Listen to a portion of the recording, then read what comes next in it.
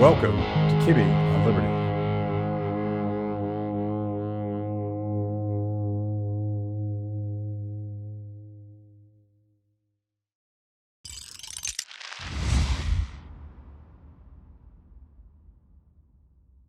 David, good to see you. Good to see you. So, the purpose of this conversation is to talk about your forthcoming book, The New Deal's War on the Bill of Rights: The Untold Story of FDR's Concentration Camps, Censorship, and Mass Surveillance. It's a very provocative title and a very provocative book. But before we get into that, give us a little bit of background on what you do for a living and why you thought this project was important.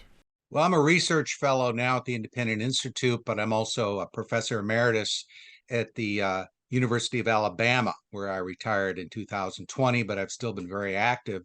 And I've been working on this particular book for, gosh, more than 15 years doing research, a lot of it archival research, a lot of it material that really has never been discussed before.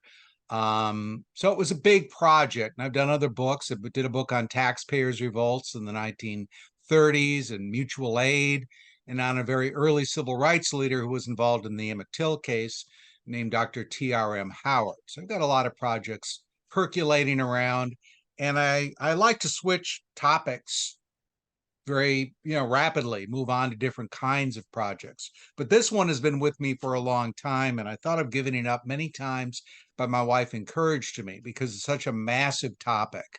If somewhere in the book you talk about the fact that FDR was very conscious of not sort of putting his more obvious malfeasance in print, and he would have conversations and he would be careful not to do that. So the archival nature of this project was quite a challenge for you. You spent years just pouring through public and private records. Talk about that. Well, you're right about FDR. There's the unfiltered FDR, which is very hard to find. He, in private conversation, and he could open up and really be explicit about where he was coming from. For example, there we have recordings, White House recordings that were done, and they've only been uncovered in the last few years. And in these recordings, FDR talks quite candidly about how he wants to spread a whispering campaign about Wendell Willkie, who's the Republican candidate, and Willkie was having an affair. And FDR says, well, it can't be linked with any of our people. We'll start it from below and we'll spread it. He tried to get, successfully got a kind of the Tucker Carlson of his era, a guy named Bo Carter, who was a nationally ranked radio commentator, off the air. And he would never say this in public, but in private, he told people, I guess he had a few drinks and he was with a gathering of people he trusted, that we're looking into this guy. We're going to see if we can get him deported. We're going to see if we can get him off the air. It's going to happen. And one of the people that was there was a big FDR fan, but was also pro-civil liberties and was appalled by this and commented upon it. So we get little snippets like that that are very, very interesting, including of FDR's anti-Japanese racism, and his desire from an early stage to put Japanese Americans in what he called concentration camps. That's why I feel very comfortable using that label, because that's the label that FDR himself used to describe the internment camps. And that's, as you point out, that's the one thing about FDR that even his most adoring historical scholars acknowledge. Well, that was a mistake, but they tend to blame other things. But the premise of your book is that his attitude towards putting Japanese Americans in concentration camps was part and parcel for his whole philosophy of governance, which was, I'm going to set a goal and I don't really care about the Bill of Rights. I don't care about the rules. I'm just going to break as many things as I need to get to my goal. And that applies to his entire record, according to you. Yeah, he is an ends-oriented view, right? The means are less important than the ends, and the ends can vary over time. 1930s, it's the New Deal. World War II, it's get everybody behind him and to defeat the Axis. In his own mind, he's got certain strategies to do that. It's the end. And if it's going to mean violation of civil liberties, that is secondary. I use the term to describe the Japanese internment as a puzzle piece. I said, if you have a puzzle, this is, say, FDR's attitudes toward the Bill of Rights, you would, anti-Bill of Rights attitudes, you would have the Japanese internment obviously being a gigantic puzzle piece, but it's still one of many puzzle pieces. It connects his overall record on civil liberties. And I'll say on internment, again, he was a driving force on this. He wanted to do this in the 1930s on a limited scale. And then after Pearl Harbor, there was no great call to intern the Japanese, but FDR sort of let it fester. And after a couple of months, you're starting to get demands unchecked by FDR, including spread by some people in the administration of, well, let's put them in concentration camps. FDR could have easily deflated that. There was not this groundswell that a lot of people say by saying, look, they're covered by the four freedoms too. He could have made it an advantage, but he did not speak out to defend them. Subordinates move forward, and subordinates tend to be blamed in history books for the internment. General DeWitt, who actually was initially against the internment when FDR had not taken a public position, gets the blame very often.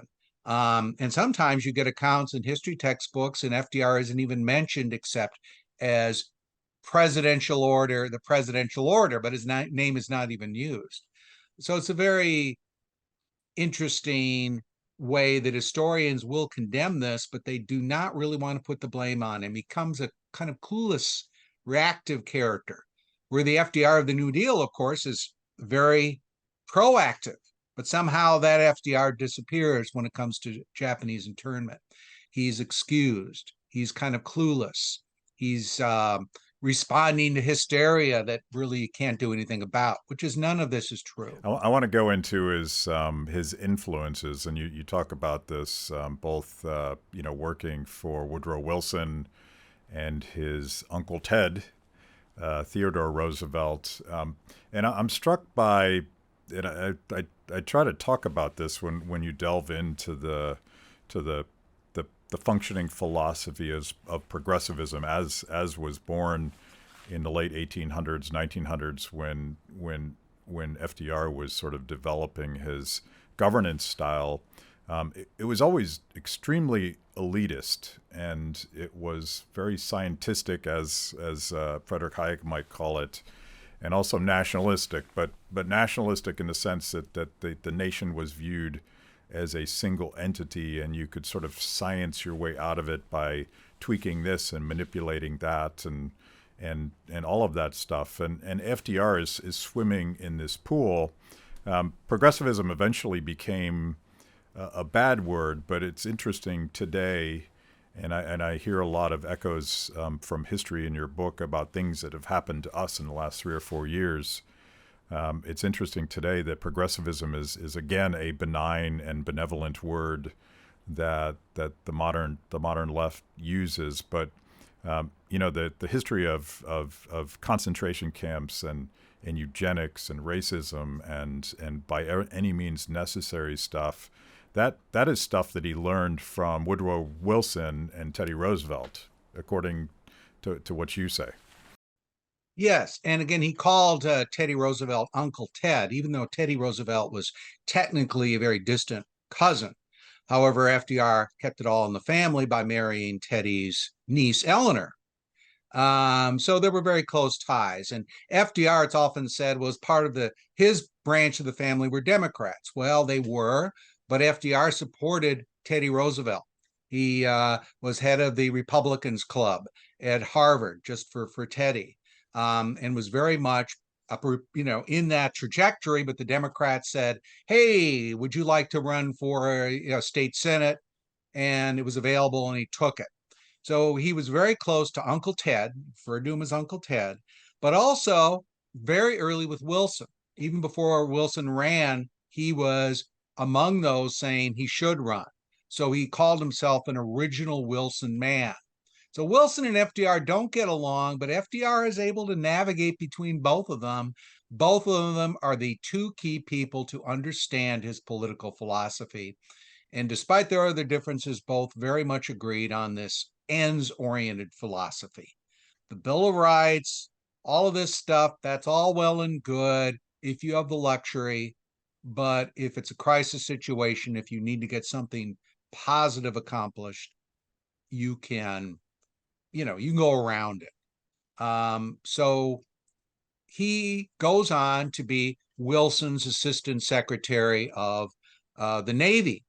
And Roosevelt during that period is very, very positive towards Wilson's abuses, civil liberties abuses. One guy made fun of Roosevelt and did satirical publication and said, "Why isn't this guy in the Navy? He's assistant secretary of the Navy. Why isn't he in the military?"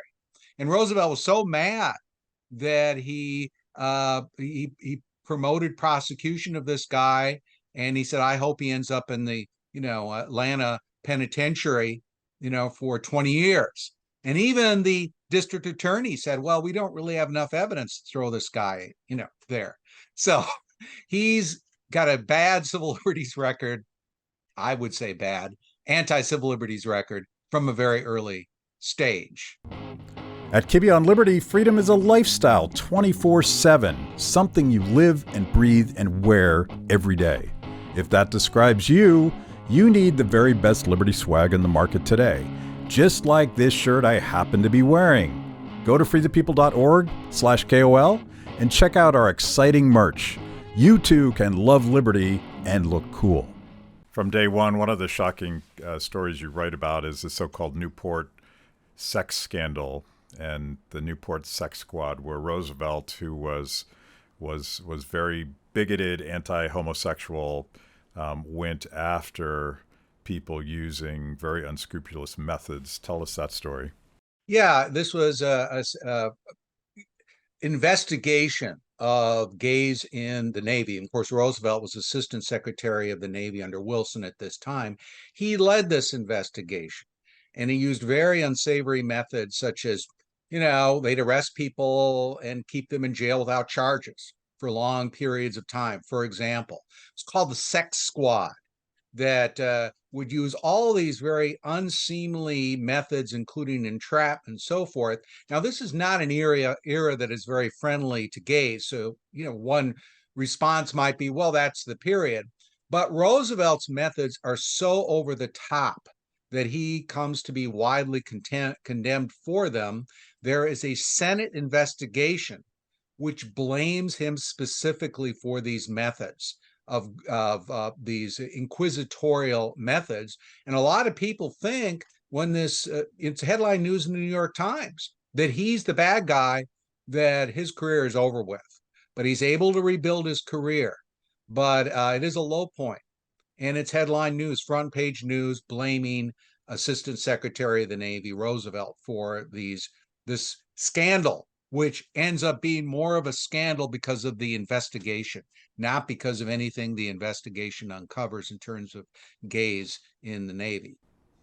So I'm having a bit of PTSD, or maybe the reverse of that. I don't know what to call it, but I've talked a lot about the Twitter files and the elaborate machine that our federal government has built over the last 3 or 4 years, and I'm sure it goes back further than that, to censor bad information and critics of the administration. This is not a new thing, and I know it didn't start with FDR, but he turned it into a science as well, through the so-called Black Committee chaired by Senator Hugo L. Black. Tell us that story. All right. FDR had several reverses by 1935. It's often forgotten that he was really sinking in the polls. And in early 36, there were polls, respected polls, that showed him losing the election. These are not the polls that are often quoted that got the election way off. they are polls that were, scientific polls that called it right in November. So he's in political trouble. He's getting worried. There is rising opposition to his policies. So he wants to investigate the opposition. And he entrusts the most loyal man in the Senate at the time, the most effective New Dealer, which is Senator Hugo Black, who'd also been a Ku Klux Klan member. And this was sort of covered up, but he had built his career in the 1920s as a member of the Klan. He's from Alabama. Okay, well, Black is in charge of the Senate committee, and Roosevelt, gives him all the aid of the federal government in his investigation, including getting access to private telegrams. 50% of long-distance communication in the 1930s is through telegrams. It's really the closest thing to email at the time. It's almost instantaneous.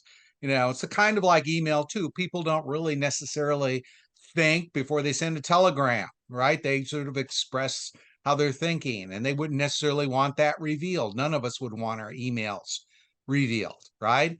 So Roosevelt goes to the FCC.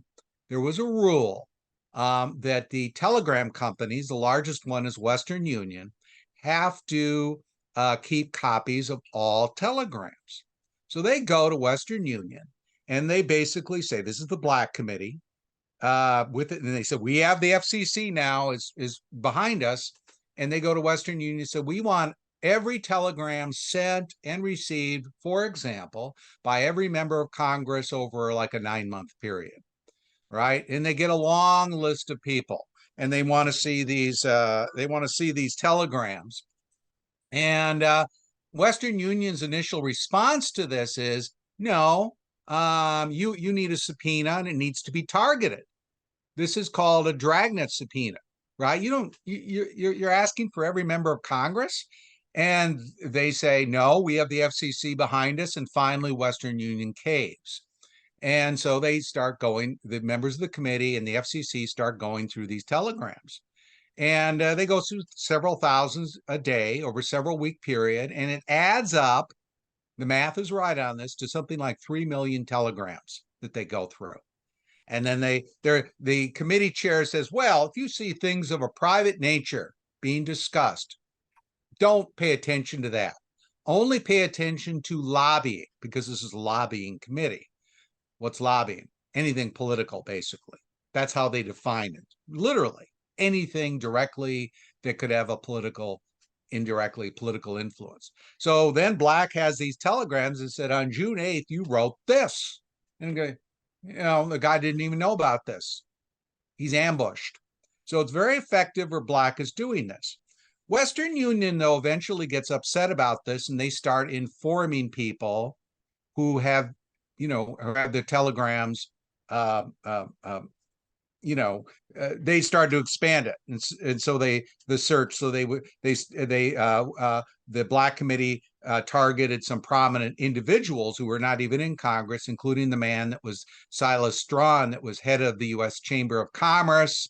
He was head of the Golf Association. He was like head of the bar. He was like a big guy in Chicago, big law firm. So Western Union informed Strawn that, hey, we're searching through your telegrams because the Black Committee wants to see them. And Strawn sues, and he is mad. They inform other people, including the Secretary of War, I guess would have technically been FDR's boss in World War I, Wilson's Secretary of War, Newton Baker. And Baker's response to this is said, if someone were doing a lynching of Senator Black, I would not participate. However, I would not stop the person putting a rope over his neck. This is how mad people were about this, and it was headline news. And the ultimate result of this is Black he had done all of his dirty work, so he couldn't keep doing it anymore, but he'd already gotten all the information. But he was slammed down by a court, which was very rare for congressional committees at the time. He is told, you can't do this anymore. He'd already done it. So it was kind of a hollow victory in a way, but it was a precedent for the future as well. Thank you for joining me today on Kibbe on Liberty and for being part of our fiercely independent audience. Every week, my organization, Free the People, partners with Blazetv to bring you this show. My guests bring smart perspectives on everything from current events to timeless philosophical debates. If you like what you hear, go to freethepeople.org/KOL and support Kibbe on Liberty so we can continue to produce these honest conversations with interesting people. Now, let's get back to it. So mass surveillance is not a new thing. The tools are just different, and FDR's entire goal was to silence the critics of the New Deal, who were kind of drawing some blood in terms of his popularity in the polls. And then he goes on using, I guess it was the Federal Communications Commission to impose. Was this the beginning of the Fairness Doctrine? Was it created during his time, or did it exist, but another way to go after his critics on the radio?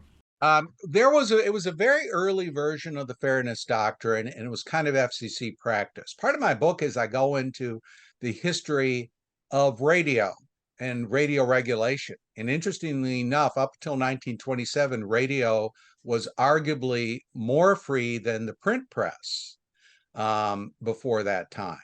But with the Federal Radio Commission comes in 1927, and later becomes the FCC, they start cutting back on the number of radio stations, and they start imposing certain rules, right? Certain expectations, which I guess you could call it in a way an early version of the Fairness Doctrine. But like with the Fairness Doctrine, what ends up happening is radio stations avoid all controversy.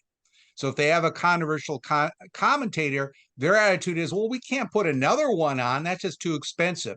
So they go to that commentator and they tell him, tone it down or we're going to get in trouble. So you get that kind of thing happening. You also get informal pressure.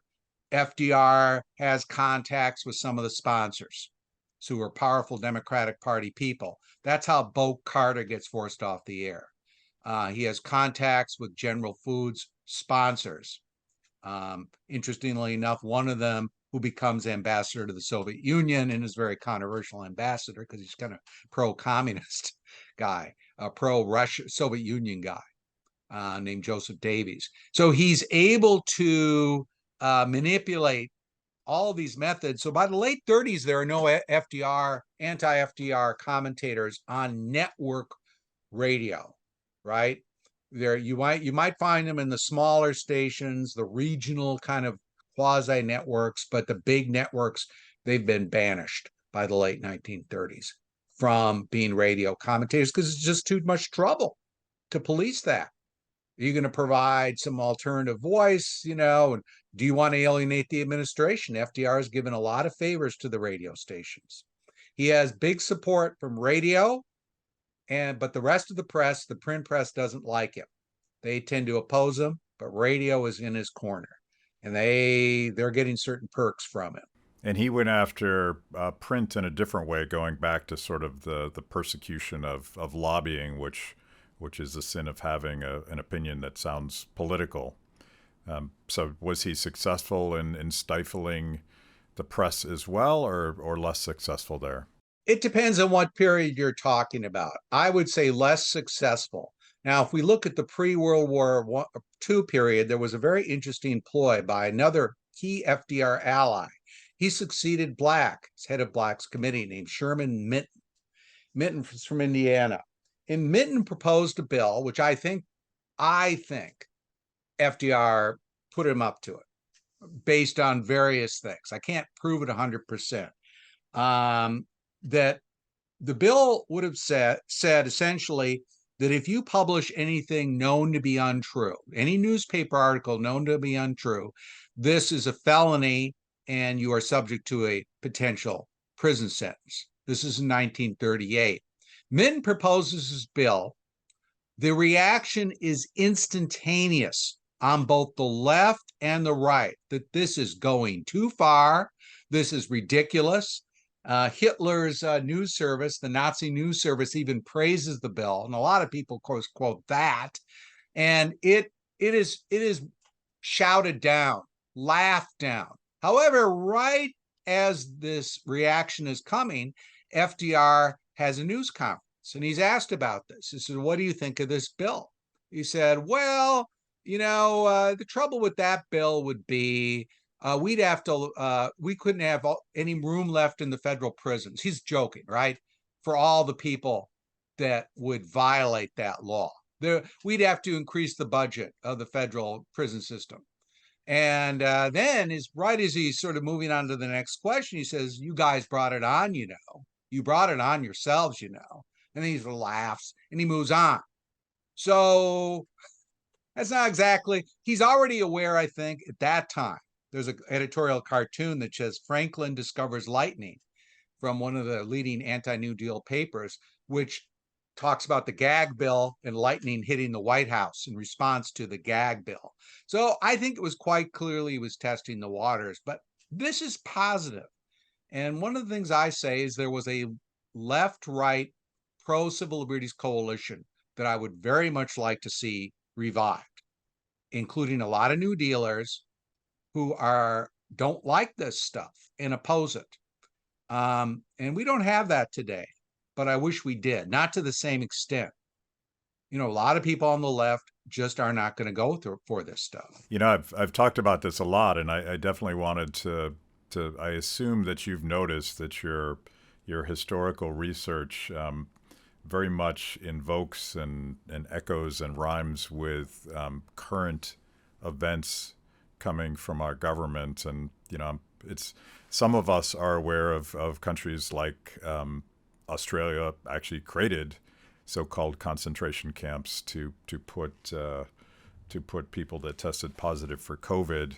All of these things, but particularly the civil liberties, the intimidation of people speaking their minds, and there is this emerging coalition of civil libertarians and anti-authoritarians, very much being driven by people that would have identified on the left. They thought they were good progressives, but their version of progressivism was robust free speech and the freedom to associate and gather and all of these things that we thought were sort of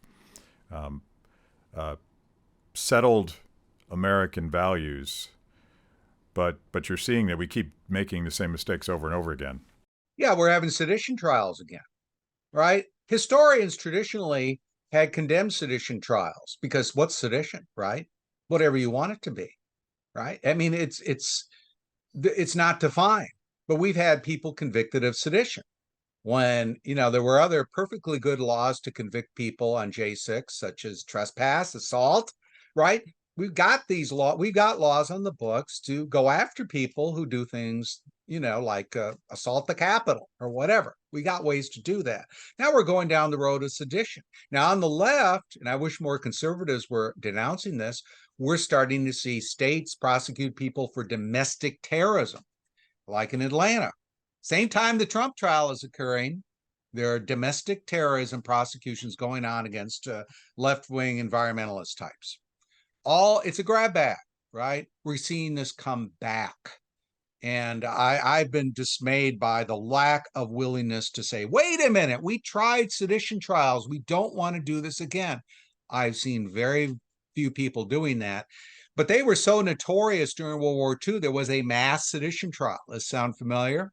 Of 30 people in Washington who were accused of promoting insubordination in the military under the sedition laws, and didn't even know people in many cases, each other. They were scooped up from all around the country. A mass trial. The trial eventually gets a lot of criticism from civil libertarians, including New Dealers, some New Dealers who said this is just going too far. And it ends because the judge dies. And some say that the antics of the defendants, 30 really odd characters in the courtroom, killed him. But people, they just said, no, we don't want to continue this. And it falls apart. The largest mass trial, I think, in Washington, D.C., I believe that is the case, ever, was the mass sedition trial. And it ends up being condemned by both people on the left and the right. But of course, FDR is very much for this. He wants this kind of thing during the war. He wants to go after more mainstream people, like the publisher of the Chicago Tribune. He wants to even go after the black press during World War II. But they end up getting to deal with the black press. You stop your criticisms of the federal government, you downplay them, and we won't prosecute you. It's essentially what the deal was. And the black press during World War II ends up being very complacent for that reason, because there's this threat, right? That if they do step out of line, they're going to be prosecuted. If you've made it this far into the show, it means I must be doing something right. Kibbe on Liberty is just one of the amazing products we created for the people. We tell emotionally compelling stories and produce educational videos for the Liberty curious. Our award-winning documentaries personalize all things liberty, independence, creativity, hard work, integrity, and perseverance. After the show, check out our work at freethepeople.org. And if you like what you see, donate to support what we do. That's freethepeople.org. Now back to the show.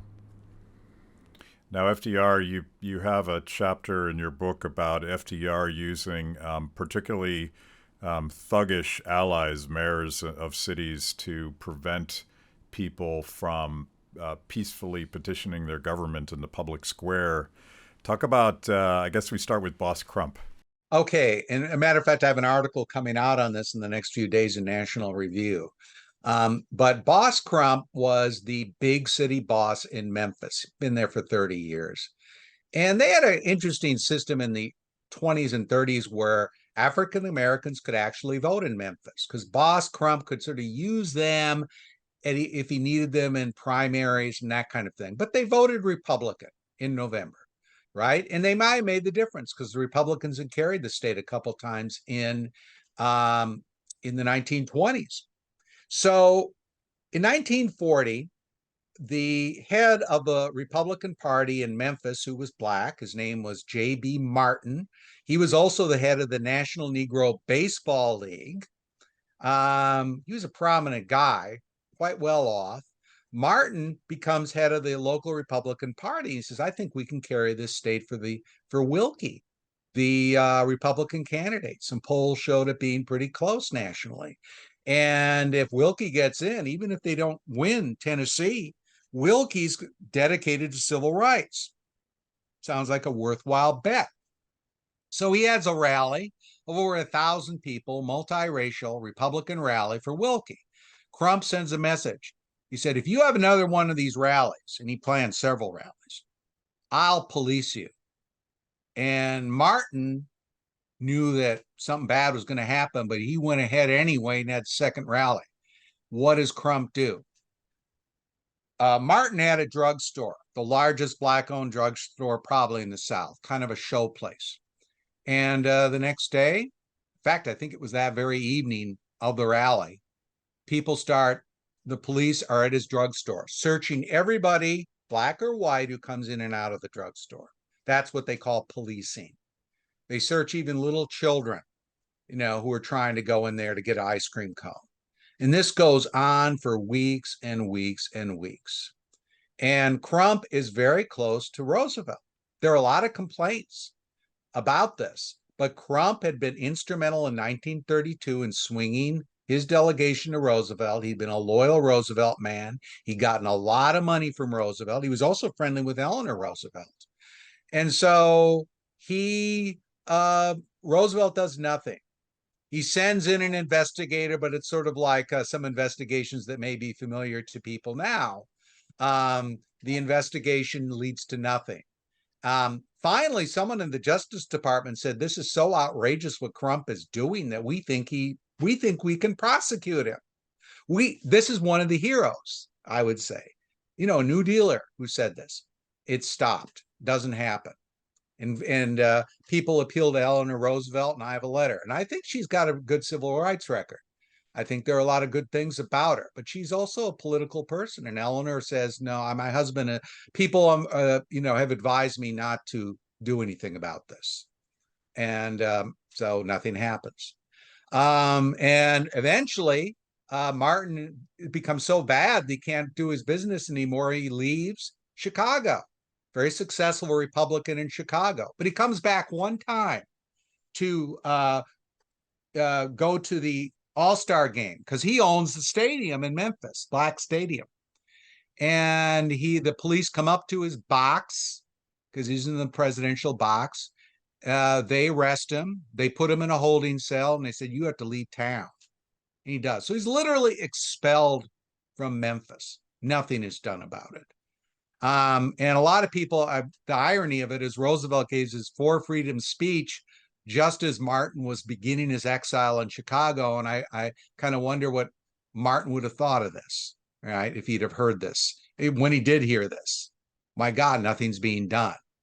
The Republicans wanted to do something about it, but they ended up not doing it, partly because Martin told them, look, I think these people in the Justice Department want to prosecute Crump.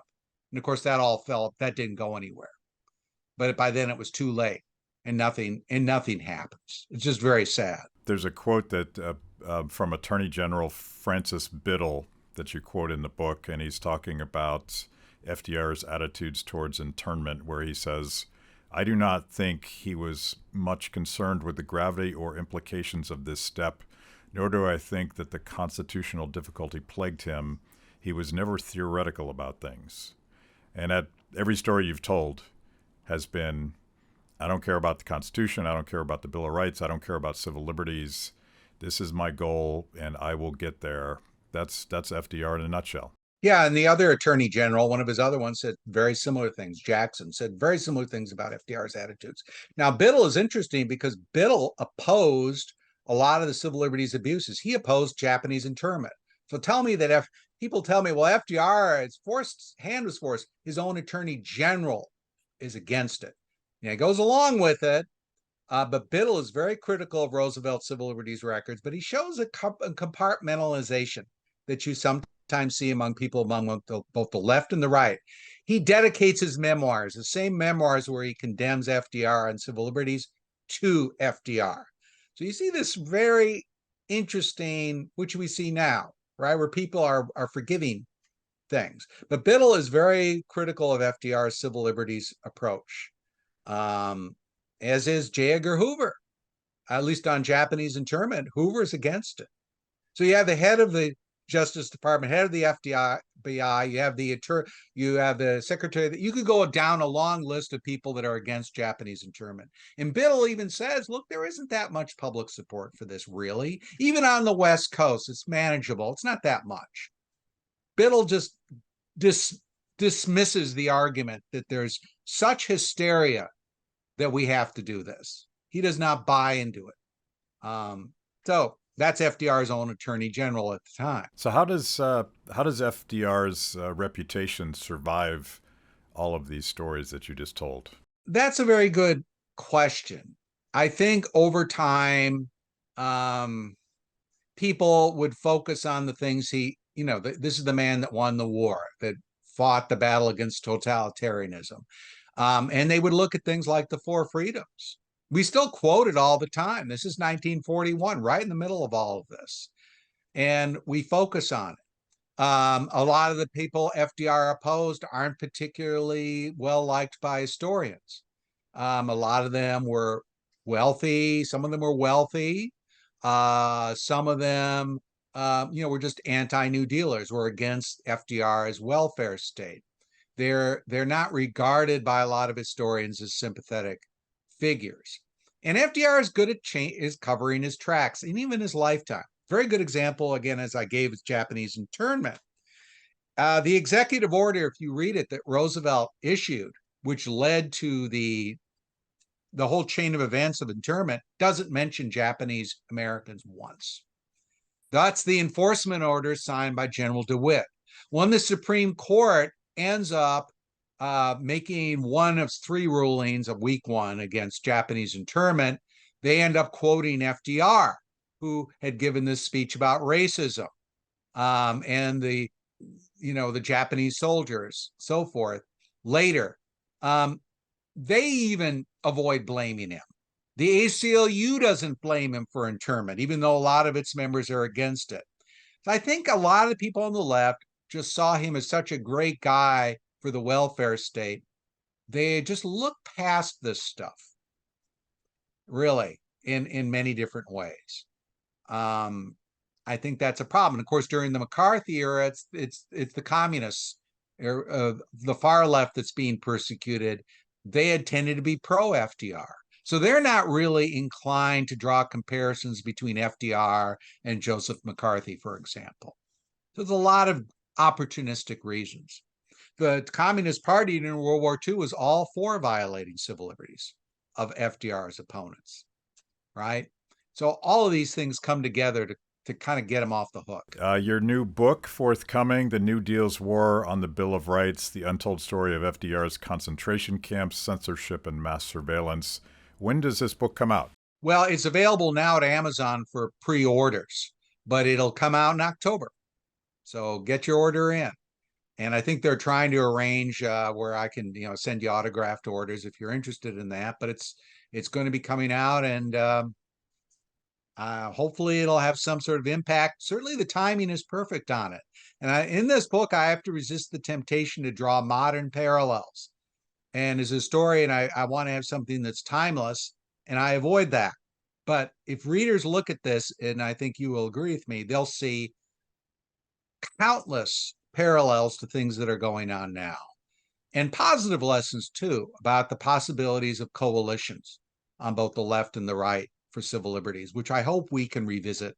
That tradition. Maybe after the book comes out, we can spend all of our time just talking about what's happening now and how it relates back to that. I'd love to do that. You have done other projects with the Independent Institute, is that right? Yes, I did a book called The Voluntary City, which is an edited collection about how private enterprise provided welfare, roads, all kinds of services historically. And a book about fraternal societies. These are mutual aid organizations that before the welfare state. And then my favorite book, maybe up till now, maybe still, is a biography of Dr. T.R.M. Howard, who was a Black millionaire, self-help leader, mutual aid leader, kind of a guy that almost seems like he belongs in an Ayn Rand novel in a way, kind of rugged individualist. But he was a key civil rights figure in Mississippi and was involved in the Emmett Till case, finding evidence and witnesses. A Republican. Howard was not easily categorized, but if any of you have seen the movies about Emmett Till, he's a character, and hopefully there will eventually be a movie focusing on him. I think there needs to be. So we can find you at the Independent Institute, which is a great, one of our OG institutions for liberty-minded analysis. Do you brave social media as well? Are you out there on the Twitters? Yeah, my Twitter account had been inactive for a long time, but I've ramped it up in the last couple months. So I invite people to visit it, and I'm on Facebook and so forth. So. Okay. Yeah, and I got some articles coming out that might be of interest, including one on J.B. Martin. I've got one coming out on internment, and one coming out on Eugene Debs and how Debs provides a precedent, I think, against disqualifying Trump from the ballot, but not for the reasons necessarily that people have pointed to. So that'll be coming out in the next few days as well. Okay. Thank you, David. This has been great. All right. Thank you. Thanks for watching. If you liked the conversation, make sure to like the video, subscribe, and also ring the bell for notifications. And if you want to know more about Free the People, go to freethepeople.org.